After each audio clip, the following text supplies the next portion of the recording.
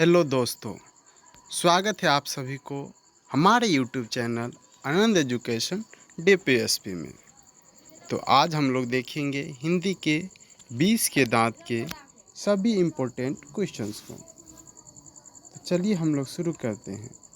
पहला number question है, 20 के दांत के लेखक कौन हैं? पहला ए नंबर अमरकांत जी, बी नलिनी विलोचन शर्मा, सी रामविलास शर्मा, डी हजारी प्रसाद द्विवेदी। तो हमारा राइट आंसर हो जाएगा हजारी प्रसाद द्विवेदी यानी कि डी। अगला प्रश्न देखेंगे हम लोग 2 नंबर, 20 के दांत के विधा क्या है? ए निबंध, बी कहानी, सी संस्मरण, डी रेखाचित्र। तो हमारा राइट आंसर हो जाएगा बी यानी कि कहानी। अगला हम लोग तीसरा नंबर प्रश्न देखेंगे, नलिनी विलोचन शर्मा का जन्म कब हुआ था? ए नंबर 1914 ईस्वी में, बी नंबर 1915 ईस्वी में, सी नंबर 1916 ईस्वी में, डी नंबर 1917 ईस्वी में। तो हमारा राइट आंसर हो जाएगा सी 1916 ईस्वी में। अगला प्रश्न हम लोग 4 नंबर देखेंगे, कहानी में सेन साहब का बेटा कौन था? ए नंबर मदन था, B Khokha, C number Girdhar, D number Kishore. तो हमारा राइट आंसर हो जाएगा बी यानी कि खोखा। अगला प्रश्न हम लोग 5 नंबर देखेंगे, खोखा का वास्तविक नाम क्या था? ए number cashew, B number Madan, सी किशोर, डी गिरधर। तो हमारा राइट आंसर हो जाएगा ए यानी कि काशू।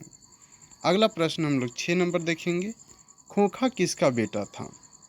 ए नंबर मदन का, बी सेन साहब का, सी गिरधर का, डी लेखक का। तो हमारा राइट आंसर हो जाएगा बी यानी कि सेन साहब का। अगला प्रश्न हम लोग 7 नंबर देखेंगे, मदन किस वर्ग का प्रतिनिधित्व करता था?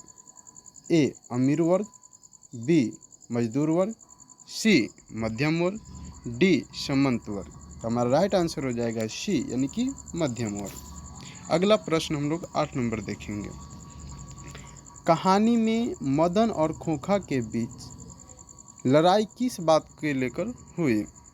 ए नंबर क्रिकेट खेलने को लेकर, बी गेंद खेलने को लेकर, सी लट्टू खेलने को लेकर, डी पतंग उड़ाने को लेकर। तो हमारा राइट आंसर हो जाएगा सी यानी कि लट्टू खेलने को लेकर। अगला प्रश्न हम लोग 9 नंबर देखेंगे, खोखा के दांत किसने तोड़े?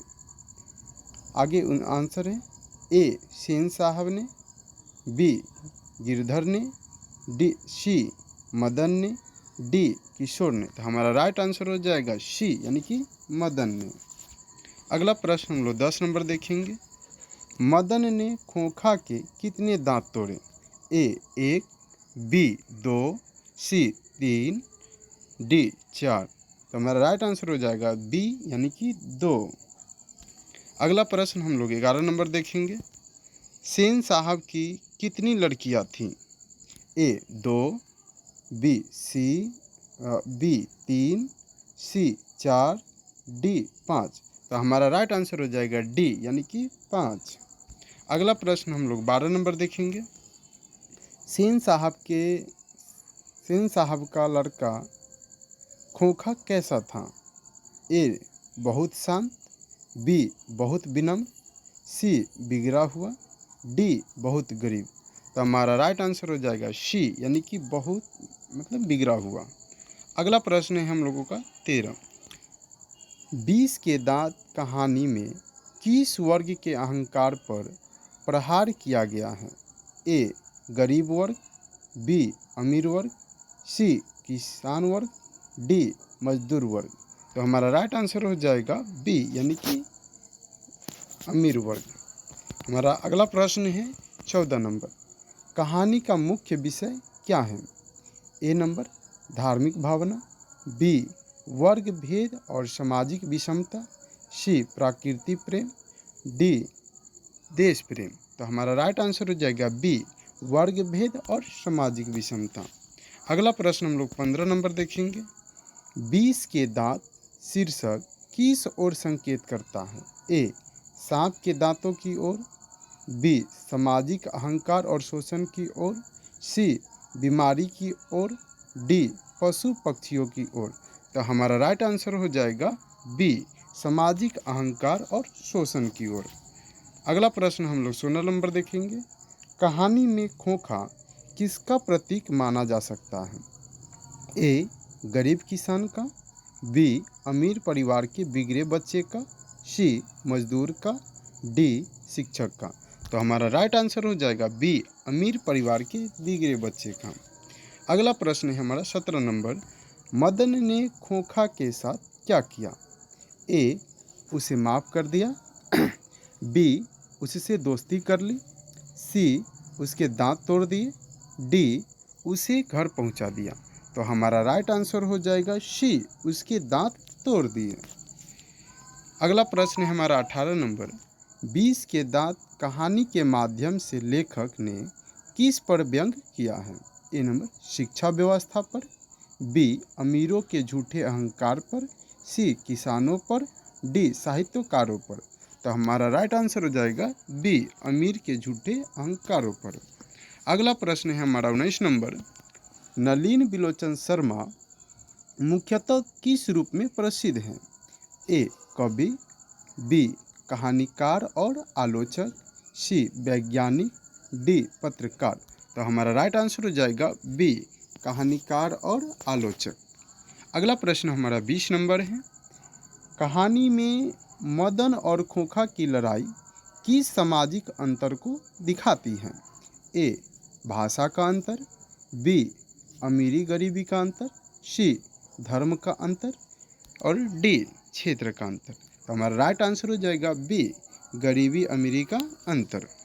अगला प्रश्न है हमारा 21 नंबर। सेन साहब का व्यवहार किस मानसिकता को दर्शाता है? ए, समानता की, बी, विनम्रता की, सी, वर्गीय अहंकार की, डी, त्याग की। तो हमारा राइट आंसर हो जाएगा सी, वर्गीय अहंकार की। चलिए अगला प्रश्न हमारा 22 नंबर है। 20 के दांत में दांत किसका प्रतीकात्मक अर्थ देता है? ए, सुंदरता का, बी, शक्ति और अहंकार का, सी, बुद्धि का, डी, गरीबी का। तो हमारा राइट आंसर हो जाएगा बी, शक्ति और अहंकार का। चलिए अगला प्रश्न है हमारा 23 नंबर। कह रहा है कहानी में संघर्ष मुख्यतः किन के बीच है? तो आगे आंसर है ए नंबर, दो शिक्षकों के बीच, बी, अमीर और गरीब वर्ग के बीच, सी, दो किसानों के बीच, डी, दो व्यापारियों के बीच। तो हमारा राइट आंसर हो जाएगा बी, अमीर और गरीब वर्ग के बीच। चलिए अगला प्रश्न हमारा है 24 नंबर। कह रहा है मदन के चरित्र में कौन सा गुण प्रमुख है? ए, दबूपन, बी, आत्मसम्मान, सी, लालच, डी, घमंड। तो हमारा राइट आंसर हो जाएगा बी, आत्मसम्मान। अगला प्रश्न है हमारा 25 नंबर।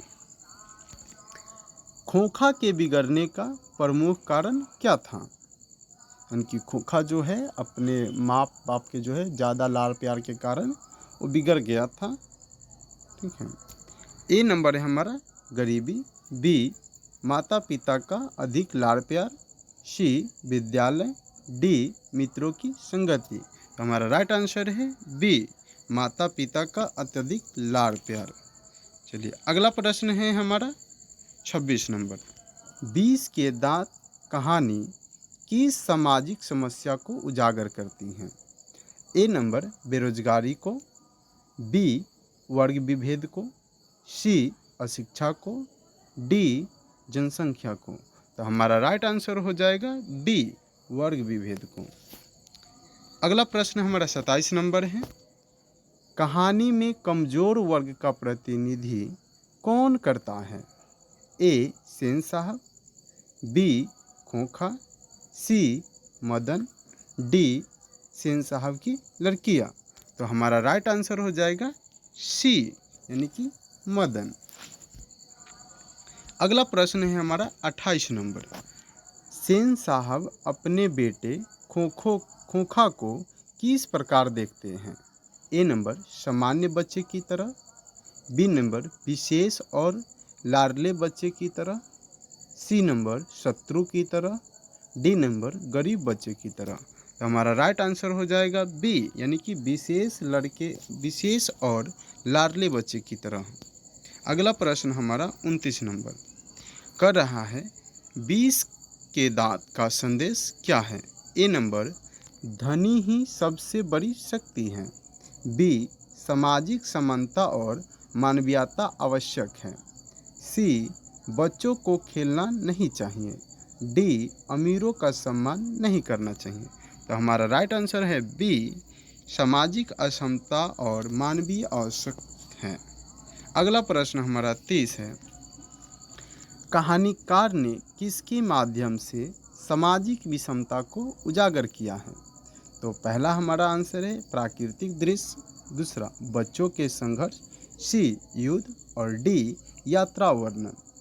तो हमारा राइट आंसर हो जाएगा बी बच्चों के संघर्ष के माध्यम से, यानी कि इस कहानी में जो है दो बच्चों के आपस में युद्ध यानी कि संघर्षों की वजह से दिखाया गया है। अगला प्रश्न हमारा है 31 कर रहा है सेन साहब खोखा को क्या बनाना चाहते हैं। यानी कि खोखा को जो है उनके पिताजी यानी कि सेन साहब जो कुछ बनाना चाहते हैं। देखते आगे क्या है। A number doctor, B number शिक्षक, C number engineer, D number खिलाड़ी। तो हमारा राइट आंसर हो जाएगा सी, यानी कि इंजीनियर। यानी कि खोखा को जो है शुरू से जो है वो उनके पिताजी यानी सेन साहब इंजीनियर बनाना चाहते थे, इसलिए अपने घर पर जो है बढ़ई और मिस्त्री को बुलाकर ठोक ठटाकी ट्यूशन करवाते थे। चलिए, और इसी के साथ हमारा जो है आज का क्लास ख़त्म होता है। अगर वीडियो अच्छा लगा हो तो चैनल को सब्सक्राइब कीजिएगा, वीडियो को लाइक कीजिएगा और कमेंट कीजिएगा, शेयर कीजिएगा, ताकि फिर से हम वीडियो बनाकर आप लोग के लिए यूट्यूब पर डाल सकें। चलिए, धन्यवाद दोस्तों।